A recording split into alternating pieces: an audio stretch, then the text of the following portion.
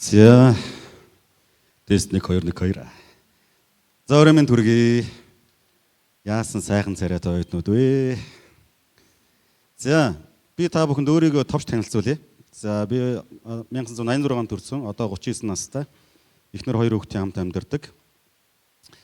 За сургуульдаа би 2013 онд ирж суралцж илаа. Тухайн үед би бол эхнэр битээр Швейцарт амьдарч ирсэн. Тэгээ Швейцарт амьдарч байгаад Библийн сургууль сурах шийдвэр гаргаад 7 сард ирж ирсэн. 7 сард ирээд тэгээ 8 сард нь сургуультаа ороод тэгээ 4 жилийн одоо теологийн бакалавртаа сурсан. Тэгээд төгсөөд 19 оноос 21 оны хооронд магистрийн ангитаа Библи судлалын магистрийн ангитаа орж төгссөн байгаа. Тэгээ одоогоор Амьд өгч чуулганы нэг бүсийн пастораар үйлчилж байгаа. Тэгээ Библийн сургуульд Амингол Библийн сургуульдаа бас багшилж байна. За нэг юм хүн байна. Тэгээд та бүхнийг харсан чинь сайхан байна, гоё байна. Сургууль дээр ирсэн чинь бас гоё байна. Ойр дээрээгүй сүлд хизээч ирсэн. Яг энэ тайзан дээр хизээч гарсан юм бас сайн санахгүй байна. Нилээн л утсан санагдчихэв. Тэгээ өдөр хамтаа эзний өмнө ирцгээе. Эзний өмнө ирээд залбирцгаая. Тэгээ эзний үгийн төлөө, эзний үгийг хүлээж авахын төлөө хамтаа залбирая. Их эзэн минь бид таныхаа өмнө ирж байна. Таны бидэнд зөвшөөрж байгаа энэ сайн цагийн төлөө танд баярлалаа. Хайр та минь яг энэ цаг мөч та бидэнтэй хамт байж өөрийн ариун сүнсээрээ та бидний зүрхэнд ярих болтугай. Тиймээс та бидний амьдралыг өөрчилж таны үгийн улмаас бидний амьдралд үр жимс ургах болтугай. Их эзэн Есүсийн нэрээр гуйн залбирлаа. Амен. За Христ гэх хүмүүс бидний хувьд ялангуяа Библийн сургууль сурж байгаа бидний хувьд бол хичээл ном, сургууль соёл гээд хажуугаар нь үйлчлэлгээд маш их одоо цаг зав тий одоо цаг нарны хувьд асуудал их байдаг. Тэгээ ар гэр бүл бас хаягдчих гад байдаг. Бас үүнтэй адилхан бид нар яг сурж байгаагийнхаа хэрээр бас өөрөөсөө нэг асуултыг үргэлж асууж байх хэрэгтэй гэж би боддог. Тэрний үхээр би сурж байгаа зүйлээрээ өөрчлөгдөж байгаа юу гэж. Би сурах тусмаа би өөрчлөгдөж байгаа юу? Би төлөвчөж байгаа юу? Миний сурж байгаа теолог миний зүрхийг шинчилж байгаа юу? Миний сурч байгаа онол миний зөвхөн тархины мэдлэгээс гадна миний зүрхний шинжилэл өөрчлөлтөнд нөлөөлж байгаа юу гэж асууж баймаар гэж би боддог. Заримдаа ингээд Библийн сургууль сурсан оюутнуудыг хараад төгссөн оюутнуудыг ингээд харахаар маш сайн боловсралтай болсноо гэвэл болсон байдаг. Маш сайн үйлчлдэг байсан уу? Одоо үйлчлэгч болсноо гэвэл үйлчлэлийн талбар дээр үр жимстэй байгаа юу гэвэл байдаг. Яг итгэгч хүний наад захын энгийн үр жимсийг ургуулж гинүү гэж асуувал бас зарим тохиолдолд үгүй. Тэгвэл бид энэ сургуульд юуны төлөө сурж байгаа юм бэ? Зүгээр л дигри авахын төлөө, зэрэг авахын төлөө сурж байгаа юм уу? Эсвэл пастор сур гэсэн учраас сурж байгаа юм уу? Эсвэл өөр үнэхээр бурхан намайг дуудсан учраас сурж байгаа юм уу? Өнөөдөр бүгд хамтаа Матай номын 6 дугаар бүлгээс хүлээн авцгаая. Тэгээд бидний сайн мэддэг сургаалуудын нэг байгаа. Матай 6-гийн 22-оос 23 дугаар эшлэл. За би та бүхэнд уншаад өгье. Нүд бол биеийн дэнлүү мөн. Нүд чинь саруул аваас бүтэн бие чинь гэрэлтэй байна. Харин нүд чинь ёрын муу аваас бүтэн бие чинь харанхуй болно. Хэрв доторх гэрэл чинь харанхуй байх аваас тэрхүү харанхуй ямар их вэ гэж. Амен. За өмнө нь бол бид нэр яг магадгүй та бүгд яг энэ хэсгийг магадгүй энэ нүдтэй эсвэл одоо юу харах вэ, юу хардаг байх вэ, юу харахгүй байх ёстой вэ? Ер нь анхаарлаа юу руу төвлөрүүлэх ёстой вэ? Зөвхөн эзэн рүү чиглүүлээрэ ч гэдэг юм ингээд сонсч ирсэн баг сургаалууд. Өнөөдөр би бол та бүхэнд яг их хэлнээс нь судлаад тэгээ та бүхэндээ арай өөр зүйлийг хуваалцах болно гэж. За бүгд хам сэдвээс нь харъя те. За дээр нь бол тэнгэр дэх баялаг гэж байгаа. Дараа нь болохоор хоёр эзэн ба тэгээ санаа бүүд зов гэсэн хэсэг байгаа. За бид нар мэдэн те тэнгэр дэх баялаг бол юу вэ? Хүний зүр сэтгэл хаана нь түнд тэнд эд баялаг нь байна гэж те. Эд баялаг нь хаана байна? Зүр сэтгэл нь тэнд байна. Өөрөөр хэлбэл тийм учраас газар дээр эд баялаг бити хураа. Тэнгэрт л эд баялаг хураа. Тэнд байгаа тэнд хураас эд баялаг бол алга болохгүй үгүй болохгүй. Харин газар дээр хураас эд баялаг бол үгүй болно. Үүний дараагийн хэсэг дээр хоёр эзэн тийм үү? Хинч хоёр эзэнт зэрэг үйлчилж чадахгүй. Тэр нэгийг нүүцэн ядна, нөгөөг нь хайрлна. Нэгнээс нь зурж, нөгөөг нь зэвүүцнэ. Эд баялаг болон эзэнт бурханд хамтдаа үйлчилж чадахгүй, зэрэг үйлчилж чадахгүй гэж. Ингээд араас нь юунд ч битгий санаа зовгодог. За ингээд дээр доор ингээ харах юм бол хам сэдвээс нь харах юм бол бид нэг зүйлийг ойлгож болно. Энд чинь нэг давтамж явж байгаа. Тэр эд баялаг.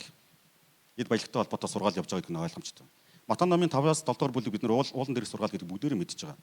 За Хремнутхийн дагуу эсвэл одоо шинэ гэрээний одоо синоптикийн дагуу бол Матай ном хэн зориулж бичигдсэн бilé? Еврейчүүдэд зориулж бичигдсэн. Еврейчүүдэд зориулж бичсэн буюу тэнцээ бичигдсэн бүх зүйлс еврей ойлголтоор бичигдэж байгаа. Еврей ойлголтоор бичигдэж байгаа буюу одоо өнөөдрийн бидний уншиж байгаа ойлголт юусаа хамаагүй гэсэн үг.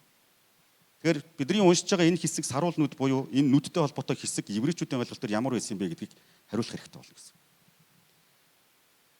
Тэгэхээр ямар ч тач энэ хэсэг бол за шууд энэ нэг махан нүдний тухай ерөөсөө биш юм байна гэдэг нь ойлгомжтой бол. Энэ бол эд баялагтай холбоотой ямар нэгэн сургаал. Энд чинь нүд гэдэг үг байгаа. За хамгийн чухал одоо хэсэг ба штэ. Одоо үг, гол үг нь бол автолмос гэж үг байгаа. Грек үг. Автолмос. Энэ гурван салаа утгатай. Эхнийх нь бол шууд энэ нүдний тухай ярьж байгаа. Хоёр дахь нь болохоор хараа одоо тий одоо зүн хараа гэсэн утгатай. Гурав дахь нь маш сонирхолтой. Атаархал гэсэн утгатай. Атаархал гэсэн утгатай. Ийм грек үг байгаа. Тэгээд юудэчүүдийн хувьд яагаад энэ ойлголт тийм энгийн бөгөөд тийм ойлгомжтой байваа гэвэл бүгдээрээ яг хуучин гэрээнээс юудэчүүдийн хувьд энэ нүдний тухай ойлголт яг юу байсан бэ гэдгийг харах хэрэгтэй болно гэсэн. Нүдний тухай ойлголт. Тэгэхээр бид нар магадгүй зүгээр өнөөдрийнхөө одоо монгол хүний сэтгэлгээгээр монгол хүний ойлголтоор тий саруул нүд гэхээр л заастаа нүдээ тунгалаг байгаараа нүдэрээ бузран бити хараарай, фейсбુક бити ухаарай, тий инстаграм бити ухаарай, хөө нүцгэн шалтын юм бити хараарай, тий бузран булаа юм руу өстө бити анхаарал хандуулаарай гэж тайлбарлахад бол амархан. Тийм үү? Гэхдээ юудэчүүдэд яг тэгж ойлгогдчихсэн үү гэдэг асуултанд хариулах хэрэгтэй байна. Библийн сургуулийн оюутнуудын хувьд ер нь энэ асуултыг үргэлж асууж чаддаг байгаасаа гэж хүсэж байна. Өөрөөр хэлбэл бичээсийн тухайн хэсэг яг анхны уншигч нартай ямар ойлголтоор бууж исэн юм бэ гэж. Анхны уншигч нартай. За энэ нүд гэдэг үг хуучин гэрэн дээр 887 удаа гарсан байгаа. Аяин гэж үг байгаа. Аяин гэж үг байгаа. Нүд. За маш олон тохиолдолд хэрэглэгдсэн. За тэнгуут энэ чинь нэг ийм саруул нүд гэж байгааз. Саруул нүд гэдэг үг байгаа. За саруул нүд гэдэг утгаараа ямар ойлголт хэлж ирсэн бэ гэвэл бүгдээрээ сургаалт төгс намын 22-ын 9-р ишлэгийг гаргая. Сургаалт төгс намын 22-ын 9. За манай магистрийн ангийнхан манай бакалаврын 4-р курсынхан магадгүй еврей грек хэл үзэж байгаа бах тий. За 22-ын 9-р ишлэлээр ингэж хэлсэн байна. Өгөөмөр хүн өрөөгддөх нь үгээгүй чүлд хоолноосоо өгдөх юм аа гэж хэлсэн. За хамгийн сонирхолтой нь эн чинь өгөөмөр хүн гэж үгийг яг их хэлнээс нь еврейгээс харах юм бол топ аяин буюу шууд утгаараа ямар утгатай гэвэл сайн нүд гэсэн утгатай үг. Сайн нүд гэсэн утгатай. Аяин гэдэг нь нүд, топ гэдэг нь сайн гэсэн утгатай. Тэр өөрөөр хэлбэл шууд хадаж орчуулах юм бол ямар утгаар илэрхийлж байна гэхээр сайн нүдтэй хүн өрөөгддөг гэж. Еврей ойлголтоор сайн нүд гэдэг нь ямар утгатай болж харах вэ гэхээр өгөөмөр хүний тухай ярьж байгаа гэсэн. Тэгэхээр англи хэл рүү монгол хэл рүү орчуулахдаа илүү утгачлаад орчуулсан байна гэсэн үг тийм. За дараагийнх нь нэг ойлголт аяинтай холбоотой, нүдтэй холбоотой нөгөө эсрэг утга нь буюу муу нүд гэж үг байна. За сургаалт төгс номын 23-ын 6-аас 7 дугаар ишлэл байгаа. 23-ын 6-аас 7. За би уншия. Атгаг хүний хоолноос бүйд амттныг нь бүүхс тэрээр хоолойд торох хялгас мэтагаад оо ид гэж чамд хэлвч үнэндээ зүрхэн чамаг гээгүй маа. Чамаа гээгүй байдгаа гэж хэлж байна. За энэ ч байгаа атгаг хүн гэдэг нь ра аяин гэсэн утгатай үг. Одоо еврей үг ра аяин буюу муу нүд. Муу нүд гэсэн утгатай. За тэгээд еврей грек хэл үзэж байгаа хүмүүс би та бүхнийг шалгаасаа гэж хүсэж байгаа. Шалгаасаа дахиад нэгтлаасаа гэж үзэж байна. Та нар маань одоо ингээд энэ дээр гарч байгаа хүн болгоны үгэнд шууд итгэхгүй байх хэмжээний шүүмжлэх сэтгэлгээтэй болсон байх гэж найдаж байна. Амен. Амен оо. Тийм сэтгэлгээ сургаж байна манай багш нар. Сургаж л байгаа хэвээр. Окей. За тэгэхээр энэ чинээс харъя тий. Одоо ингээд харах юм бол саяны бидний Матай номын 6-гийн 22-оос 23 дугаар ишлэл харах юм бол нүд бол биеийн дэнлэн мөн. Нүд нь саруул аваас бүтэн бие чинь гэрэлтэй байх болно гэдэг үгийг еврей ойлголтоор хүлээж авах юм бол саруул буюу сайн нүдтэй өгөөмөр хүн бол бүтэн бие нь гэрэлтэй байна гэж шууд ойлгож болно гэсэн. Өгөөмөр сэтгэлтэй. За бидний өмнө сонсч ирсэн ойлголтуудаас шал өөр юм ярьж байна тийм үү? Өөрөөр хэлбэл юу вэ гэхээр еврей ойлголтоор, израильчуудын ойлголтоор хэн өрөөгдсөн хүн бэ гэдэг категорид бас одоо шаардлагад ямар хүмүүс багтдаг байсан бэ гэвэл баян хүмүүс орж ирсэн. Бид нар одоо хуучин гэрээний түүхийг харах юм бол, дэд түүлийг харах юм бол ер нь эзний ерөөл баян болгодог. Сургаалт төгс номоос харах юм бол ер нь одоо эд баялаг гэдэг бол бурхны ерөөл ивэл гэл ингээл маш олон үгсүүд байдаг тийм үү. Тэнгүүд энэс болоод израилчуудын ойлголт юу байсан бэ гэвэл ер нь хин нэгэн хүн баян чинэлэг байгаа бол тэр хүн бол ерөөгцсөн хүн, бурхнаар ерөөгцсөн хүн гэж ойлгочихсон. Тийм учраас Изекиэл ном, Амос номон дээр тухайн үеийн иш үзүүлэгч нар тухайн үеийн хаадуудыг буруу шаажсан. Та нар шодрог бусаар баяж чинь. Та нар гуйлагч нь үгээгүй ядуу хүмүүсийг та нар худгийн дэргэд та нар хувцс түрээслэх нэрээр та нар шолж чинь. Та нарын эхнэр бол Башааны үнэнэ үд гэж. Башааны үнэн гэдэг нь Башаан гэдэг нь алдартай том үнэ. Тийм газар нутаг байсан. Та нар идэж ууж байгаа зүйлдээ цаддаггүй. Баячууд гэж. Өөрөөр хэлбэл хуучин гэрээний турш израилчууд өөрсдөө баян байх тусмаа л ерөөгцсөн гэж бодож ирсэн бол бас бурхан зөрүүлээд юу хэлжсэн бэхээр та нар шудраг бусаар олж авсан хөрөгнийхөө төлөө та нар бол бузар юм а гэж хэлжсэн. Яг энэ ойлголтыг эзэн Есүс Христ юу хэлсэн бэ гэхээр Христэд итгэн гэдэг бол Тэнгэрийн хаанчлал гэдэг бол энэ бол өгөөмөр зөрхтэй хүмүүсийг гэж. Өгөөмөр байдаг хүмүүсийг. Тэнгэрийн хаанчлалын иргэн байна, Тэнгэрийн хаанчлалын дагалдагч байна гэдэг бол өгөөмөр зан чанартай хүмүүсийн тухай юм а гэж. Матай номын 5-аас 7 дугаар бүлэг уулан дээр их сургаал ер нь Тэнгэрийн хаанчлалын тухай. Матай ном бүхэлдээ Тэнгэрийн хаанчлал гэж яг юу вэ гэдэг тухай. Тэнгэрийн хаанчлал эсвэ гимшицгээ гэж эхэлдэг. Өнөөдөр би танаас асууя. Та хамгийн сүлд хизээ хин нэгэн хүнд өгөөмөр хандсан бай. Библийн сургаалт сурч байгийнхаа улмаас таны өгөөмөр сэтгэл хөгжсөн үү? Төлөвчсөн үү? Эсвэл илүү та зөвхөн өөрөө л ивэл ерөөл хайдаг нэгэн болсон уу? Израилчуудын хувьд тийм л байсан. Тийм учраас тэнцээ байсан одоо эзэн Есүс Христийн бас нэгэн үгийг тухайн үеийн израилчууд бай тухай шамдар нь хүртэл шок болгож хүлээж авч байсан. Баян хүн Тэнгэрийн хаанчлалд орно гэдэг нь тэмээ зүүнээс өвччээс сүгчээр орохоос хэцүү юм а гэдэг үг. Тэдний хувьд бол маш ноцтой үг гэсэн. Яагаад? Хэрвээ баян хүн орохгүй юм бол өөр хин орох юм бэ гэж.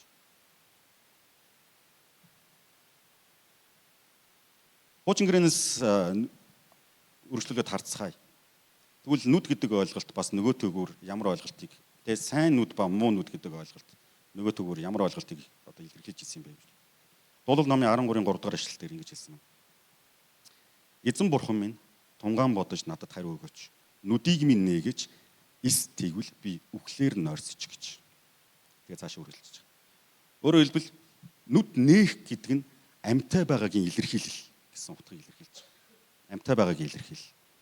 Энд чинь ингээ харъя те. Өөрөөр хэлбэл Израиль хүмүүсийн хувьд нүд нээлттэй байна гэдэг бол амьд байгаагийн илэрхийлэл гэж ойлгодог байсан. Нүдтэй холбоотой. Нөгөө төгөр сургаалт төгс 15-ын 30 дээр бас ингэж хэлсэн. Гэрэлтсэн харц зүрхийг баярлуулна, сайн мэдээ ясыг одоо шимжүүлнэ гэж. Өөрөөр хэлбэл юу гэж нэхэр гэрэлтсэн харц гэдэг бол аз жаргалын тэмдэг юм а гэдгийг ойлгож байна. Ингээд бодохоор израилчуудын хувьд нүд гэдэг нүдтэй холбоотой энэ хилц үг, зүүр үг те энэ бэлэгдлүүд нь маш чухал одоо ойлголт. Яг энэ ойлголтоор Матай номын 6 дугаар бүлгийн 22-оос 23 дугаар эшлэлээр эзэн Есүс Христ эд баялагт холбоор хэлсэн. Өмнө нь та нар тэнгэрт эд баялагийг хураа гэж хэлээд тэгээд дундуур нь хэлэхдээ та нар тэнгэрт эд баялаг хураахтаа та нар өгөөмөр байж сураарай гэж хэлсэн. Өгөөмөр хүний бие те аз жаргалтай байна, гэрэлтэй байна. Түүний динлүү те асаалттай байна гэж. Харин эсэргээрээ муу нүд буюу тэдний ойлголтоор муу нүд буюу харамч, атаархуу, шуналтай тийм байх юм бол тэр бие чинь аз жаргалгүй байна гэж хэлж байгаа. Гэрэлгүй байна гэж. Гэрэл нь харанхуй байна. Одоо бүгд энэ орчуулгыг харцгаая те. Хэрв доторх гэрэл нь 23 дугаар эшлэлээр хэрв доторх гэрэл чинь харанхуй байх аваас гэж зүг байна. За бүгдээрээ логикоор бодъё л та зүгээр. Гэрэл харанхуй байна гэж яг юу гэсэн үг юм? Гэрэл бол гэрэл байна үстэй. Гэрэл харанхуй байна гэж яг юу гэсэн үг юм? Яа гэсэн үг юм? Тэр Тэнгэрийн хаанчлалын зарчмаар амьдарч байгаа та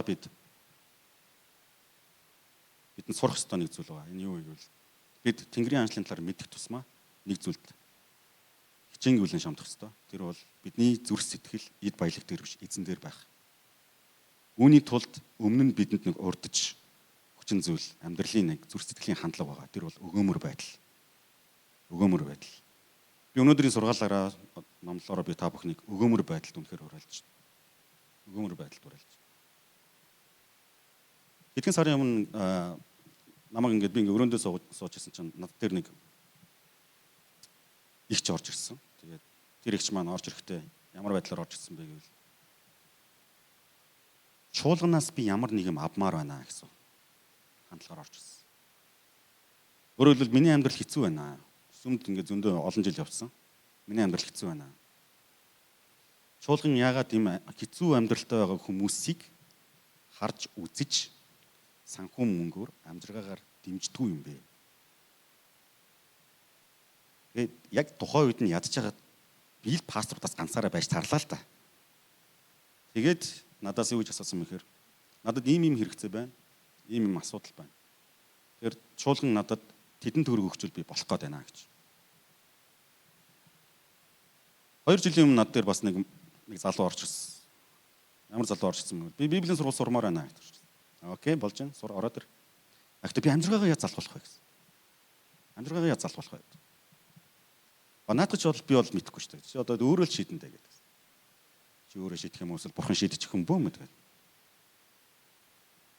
Хэд хэдэн тохиолдолд би юу анзаарсан бэ гэвэл магадгүй Христэд итгэнэ гэдэг нь зөвхөн тусламж авахын төлөө итгээд байгаа юм шүү дээ гэж.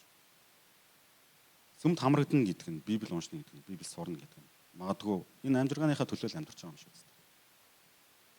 Мэдгүй. Бид бүгдээрээ магадгүй Бурхныг чин сэтгэлээсээ хайж ирэлхийлж Бурхан намайг дуудсан гэж итгэж энэ суужаал байгаа байх л да. Гэхдээ зүгээр яг боддоор шударгаар би таньс асууя. Яг тийм юм уу? Та яг Бурханаар дуудагдсан учраас энэ сууж байгаа юу? Амен. Тэрвээ амен гэж хариулж байгаа л амен. Амен биш бол амен биш. Тэмээсэй. Тэр бид нар зүгээр тоглоом тоглоогүй. Бид нар Тэнгэрийн хаанчлалын хүүхэд болж тоглоом тоглоогүй. Энэ амьдралын он жилүүдийг дэмий өрөөгүй. Бидний өдөр хоног хязгаартай, хугацаатай.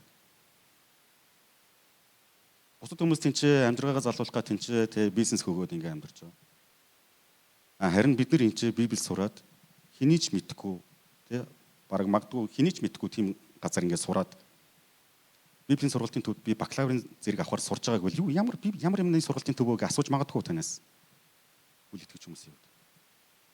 Бидний хувьд тэр хүмүүсээс яг юугаараа илүү юм бэ гэж. Тэгээ чуулган дээрээ би ингээд нэм гаргийн цуглаан, нэм гаргийн сургаал дээр ингээд заахта зарим үгсүүдийг би ингээд хатуулчдаг байхгүй. Ер нь бол ингээд хатуулчдаг. Ингээд. Тэгээ тэрэнд ингээд аюу олон хүмүүс гомдно.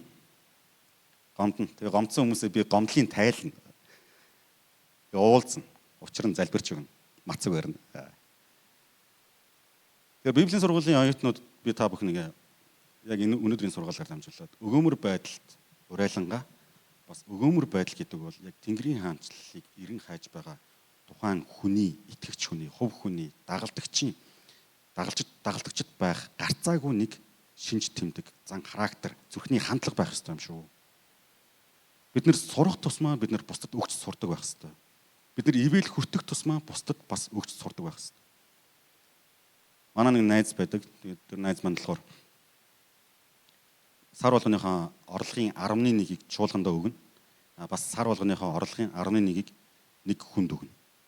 За тэр хүнийг болохоор өөрөө ингээ харж байгаа ер нь жоохон амьдрал нь жоохон хэцүү байгаа тэр хүнд ингээ өөрийгөө мэдгдүүлэхгүйгээр тогтмол хийгээл ингээ нэрийн бичээл өгөөд байна. Тэгээ тэрийг хинт ч хэлдэггүй. Ганцхан би л мэднэ. Олон жилийн өмнө ингээ надаас асуужсан байхгүй ингээ. Найз нь ингээ одоо цалинтай болсон учраас би ингээ энэ цалингийнхаа 11% ингээ чуулгандаа өргөөд бас 11%-ийг яг тэрэнд ингээ өгчмөр байна. Чи юу гэж бодож байна? Тэгээ миний бодлоор юу гэж бодсон бэхээр нэг удаагийн л одоо юм өгөх гээд байна гэж бодохгүй юу? Нэг удаагийн л юм. Тэгсэн чинь нөгөө хүн ч одоо өнөөдөр хүртэл явж байгаа. Өнөөдөр хүртэл явж байгаа.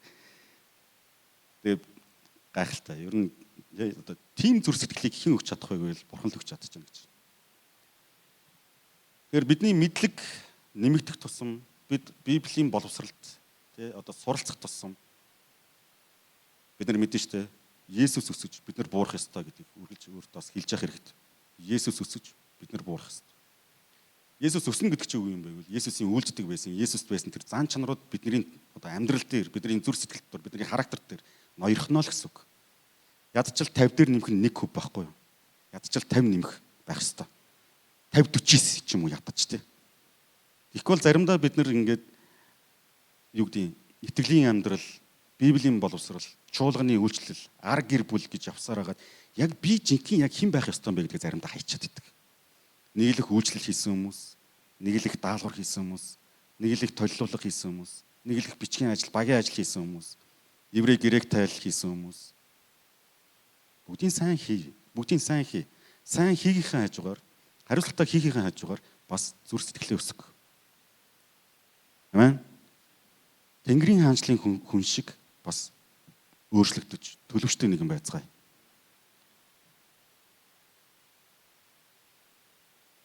Энд чинь эд баялагын тухай ярихдаа ер нь эд баялаг бол сайн эсвэл муу гэдэг тухай ерөөсөө яриаггүй. Эд баялаг бол мууч биш, сайн биш. Эд баялаг бол гэрэлч биш, харанхууч биш гэж ярьж болно. Эсвэл эд баялаг бол ерөөлч биш, хараалч биш. Бас нэг зүйлийг хэлж байгаа юм чинь юу гэхээр эд баялагтай байна гэдэг нь ерөөсөө давуу тал биш.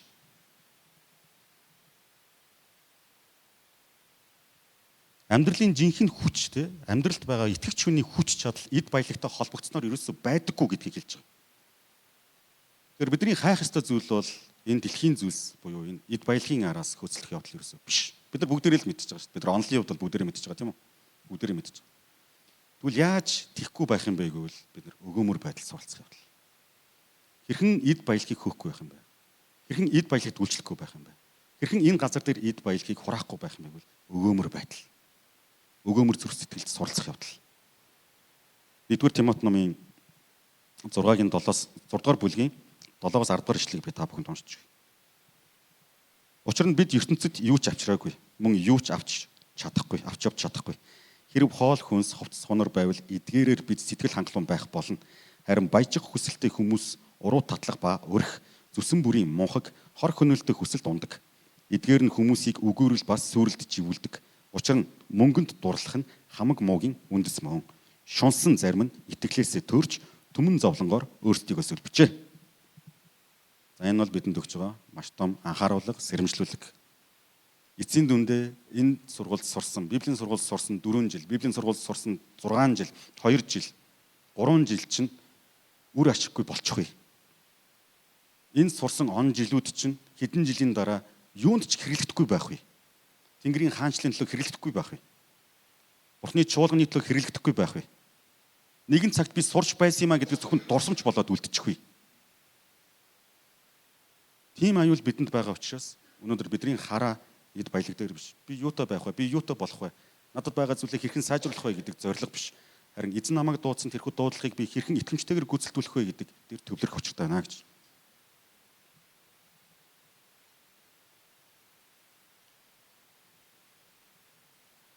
(2017 онд би бакалаврын хөтөлбөрөө дуусгаад тэгээд манай эхнэр битээр ер нь ингээд хүүхдтэй болохгүй удсан.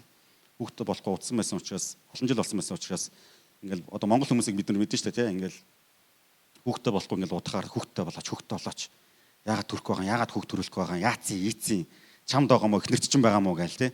Тэгэл цагаан сар болгоноор яангууд яасан жирэмсэн болсон уу яасан ийсэн гээл ингээд амар төвхтэй тий ингээд ядаргаатай байна. Тэгээ 2013 онд Монголд ирээд Швейцараас ингээд Монголд ирээд яг Женевээс шууд ингээд одоо Францаар дайраад тэгээд шууд нааш ирсэн байхгүй. Франц сөөвл нааш ингээд ирсэн. Тэгээ эрэхтэй битээр юу гэж бодож ирсэн бэ? Зөвхөн бүх анхаарлаа сургалтаал төвлөрүүлнэ гэдэг. Тэгээд нөгөө Швейцарт байсан хураасан хөөрхөн хитэн төгрөг маань ингээд тэр чинь ингээд 4 жилийн дотор дуустсан биш үү? Мөнгө чинь дуустсан биш үү? Амар сонио. Тэгээд дуусаад ирсэн чинь гарцаагүй нэг юм амжиргаа залгуулах шаардлага гараад тэгээд би нөгөө багасаа ерөнхийдөө ингээд одоо ингээд бие дагаад одоо сайнаарч тэр муугаарч тэр ер нь ингээд бие дагаад явцсан байсан хөвгд учраас. Тэгээд надад нэг юм сэргэлэн санаа орж ирэхгүй юу. За би үйлчлэлийн хажуугаар бизнес хий. Тэгж бодсон. Тэгээ яасан мэхээр дампуурсан. Тэгээл тэнцэж ингээд манай цуглаанч ингээд олон хүнтэй шүү дээ, олон хүнтэй, олон бизнесмэнүүдтэй. Тэгэл ингээд нэг бизнес хийдэг хүмүүстэй, үйлдвэрлэх эрхлэлтэй хүмүүстэй ингээд контакт гээл холбогдоод за ингээд хийгээ шүү дээ. Одоо ч яг одоо сезоны үеэр ингээд хийгээ гэл. Тэгэл нэг найзтайгаа хамтраад хоёр талаас ингээд мөнгө осгол. Тэгэл яг хүснээрээ хийгээл хийсэн. Тэгэл баггүй дампуурсан.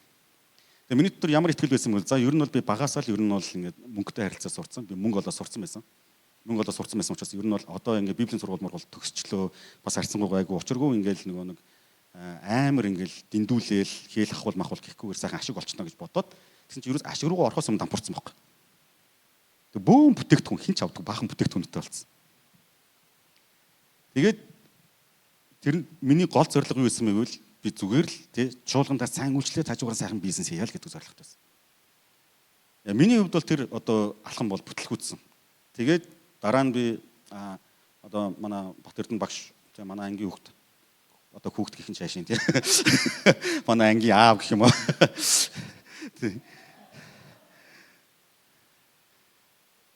Бид хоёр адилхан мастерт ороод тэгээ би дундаас нь гараа авсан байхгүй. Тэгэхээр яг амьдралын одоо нөхцөл боломжос шалтгаалаад. Тэгээд 2 жилийн дараа дахиад би эзний өмнө буучихсан. За миний явах ёстой зам бол мөнгө бол биш юм байна гэж. Мөнгө бол биш юм байна. Миний одоо явах ёстой тий арга барил бол ер нь ашиг хонжоо биш юм байна. Би нэгэн цагт чаддаг байсан одоо л чадхаа болцсон юм байна. За мэдгүй яг ч чадаагүй юм бөмбөд ямар ч л байсан чадаагүй. Тэгээд би хоёрынтоо тампуурсан шүү дээ. Их мөнгө. Миний хувьд бол маш их мөнгө байсан. Тэр юугаар би юу хэлэх гээд байна гэхээр тэглээгээд би өнөөдөр их хүртэл хоосон оноогүй. Гэтэ хоёр идээгүү. Годомжинд гараагүй. Парта байшин палантач орлонд амьдарч л байна. Хоёр хүүхдээ эрүүл саруул өсгөхөд явж л байна. Эзэн бидний юг хард юм бэ гэвэл бидний мэдлэгийг харддаг юм аа. Эзэн таны зүрхийг харж байгаа. Эзний хараанаас нуугдаж чадах зүрх сэтгэл гэж байхгүй. Оюутнуудаа, суралцагч нараа. Тэр бүгдээр эзний өмнө зүрх сэтгэлээ түүнд тааллыг болсон байлгахын тулд түүний бидэнд зааж байгаа Тэнгэрийн хаанчлалын зарчим бүгдээрээ суралцгаая, өсцгөөе. Сурж байгаа зүйлээрээ төлөвшцгөөе. Амен. Сургууль төгсөөд боловсралтай, мэдлэгтэй, Библийн зэрэгтэй, теологийн мэдлэгтэй тэгсэн мөртлөө шуналтай хүмүүс болчихгүй. Харамч хүмүүс болчихгүй. Хуваа ихчээс хүмүүс болчихгүй. Инэрдэггүй, өрөвч сэтгэлтэй нэгэн биш болчихгүй. Бусдыг өрөвддөггүй. Тийм хүн болчихгүй. Зөвхөн өөрийгөө боддог. Зөвхөн өөрийнхөө амьдралыг боддог. Теологч нар гараад ирэх үе дээ. Тийм зүйл бүү байг. Амен. Хамтаа залбирцгаая.